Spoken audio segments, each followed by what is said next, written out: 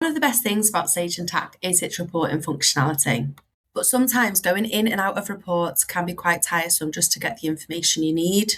With the dashboards feature, you can add multiple different reports on one screen so you can see exactly what you need to see at one click. In this video, I'm going to be going over one of the dashboards in Sage Intacct and showing you all the different features to add and customize the dashboard to get it looking how you want.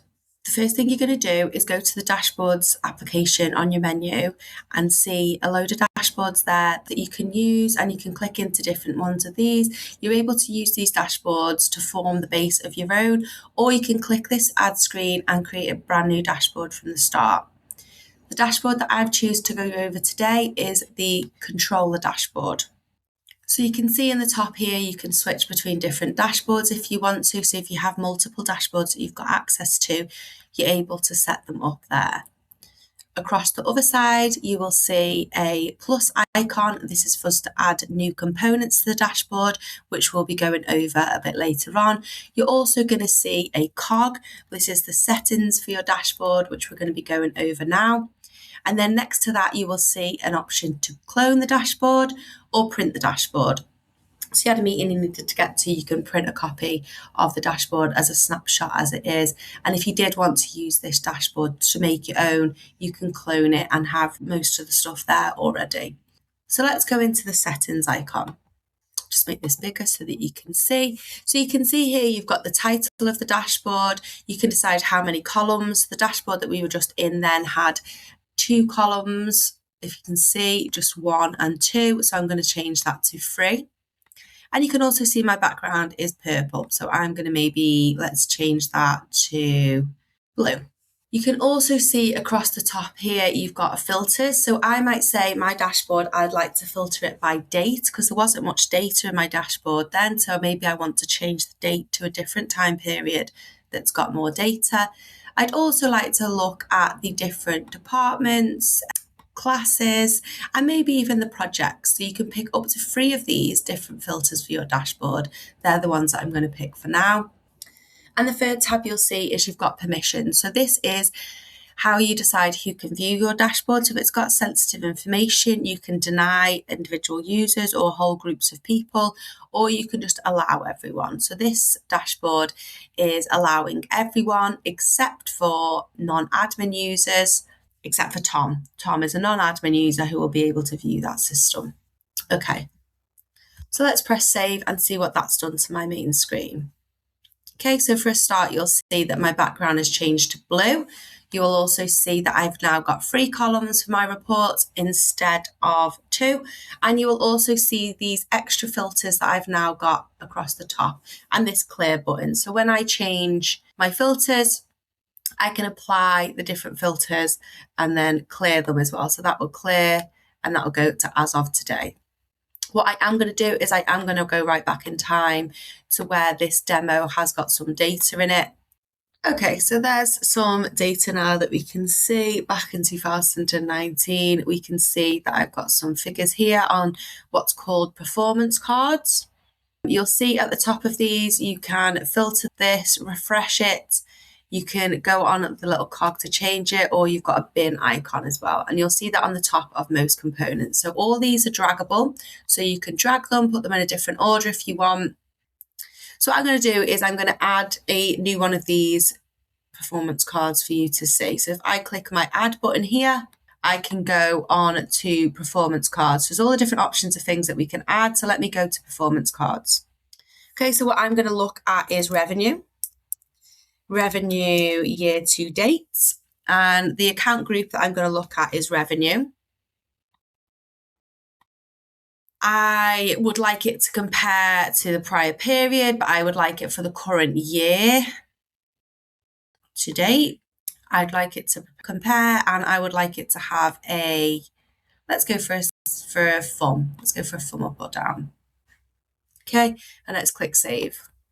So again, it will add that performance card now to the top. At the end here, I've got my thumb up instead of my arrow. And I can go into that again. I can go into my cog if I wanted to, and I can also filter out this information. So if I wanted to actually only see for a certain supplier or a certain employee or anything like that, you can filter that out there as well. But I'm going to leave that as at the moment. So we're happy with our performance cards. They are just little snapshots of a account group that you want on the top of your system there. Okay. The next thing I'm going to show you how to do is add a general. So this is already going onto a general there, and that is just general information. So you can have a calendar, you can have a message board. This is not sort of transactional information. This is just all information that's just general information that you could add. So let's add a message board. Click save. Okay, so there's my message board there. I've got no messages. Again, I can just keep dragging and dropping this and get it wherever I want once I'm happy with the layout. Okay, so that's what general is. General is kind of non-transactional information. So let's see what else we've got on here. We have got a chart. So if we were to add a chart onto it and we wanted something a bit more visual, there's one chart there called the cash balance trend, but it's not really showing much. So let's add a financial chart let's have a look at operating expense by department. Okay, so at the moment it's saying it's going to be a line graph. Let's just save that and see how that shows. Or first things first. Okay, so we've got a bit of information there. So maybe I want to go back into my cog and I would like to change that to a pie chart. Let's have a look at what a donut is. Okay, and then press save. That's going to give me a more visual. Maybe I want that in the center of my report. That's something that I think I want in the middle.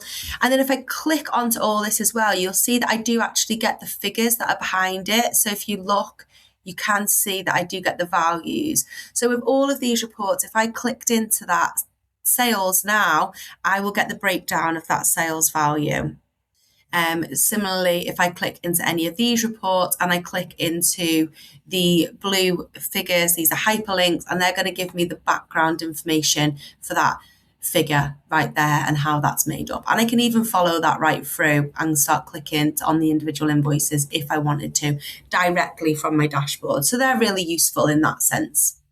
Okay, so I've got some charts on there, and then you've seen the option to add reports. So the reports were just as you've seen below. You have got a report there. Similar to the graphs, you can say that you want to use a financial statement. Maybe I want to have a look at a cash balance weekly report, and then I'll press save. So you can add any reports that exist in your system already to here. So you can see I've got my cash balance weekly there now. Okay, so it's taking shape. It's showing what I want. So let's go further down then, and we can see that I've got some approvals here. So I'm an approver in the system, and if I had anything to approve, it would show up there. But what I have got is purchase transactions, timesheets, and expenses, and I want to see journals. So let's go back into our component adder and see what we can get. So let's go on record. So these are any records that are in the system. So you can see a list of AP invoices, you can see a list of approval journals, you can see a list of my credit card transactions, you could see a list of the daily rates that we might have in the system, any payments that have been made. So there's quite a lot of different lists that you can see in the system if you want to have just access to that information. But I am going to add the journals. Can see here how many rows of journals I want to add. You can also say what columns that you want to see across the top. So I might just say that I just want to see who it was submitted by, the type of journal it is, and the description. That's all I want to see, really. Okay, let's press save. And I can see here who's requested it, the journal, and the description. I'm going to drag that down here and put it with my other approvals. Okay, so those are all the different components that you can add onto a dashboard. You've also got there that you can add a smart link. That's kind of like a link to a different site. Sometimes that can fall down depending on the site's own permissions and stuff like that. But they are hyperlinks that you can add to different places outside of Intacct World. Okay, so let's have a look at how that affects our filters then. So if I look at my locations, I want to filter and I just want to see the UK. Let's apply that and see what changes are made. Okay, so there's been not that much change. So let's see if I actually just want to have a look at services and apply that. Okay, so we're seeing some differences there as well. What if I said that I wanted to have a look in June? Okay, and then let's apply that. So you see, everything will change. I'm obviously now just looking at services, so my visual graphs are only showing one area of the system. We don't get cash balance weekly on there, but it has also changed my performance cards as well. Okay, so I can clear all those filters and I can go right back to where I was. And then if I wanted to add any more, then I am able to add. Okay, so that's it for the dashboards. If you've got any questions, please reach out to us on Intacct Support and we're happy to help you with them. Also, your account manager should be able to help with those as well.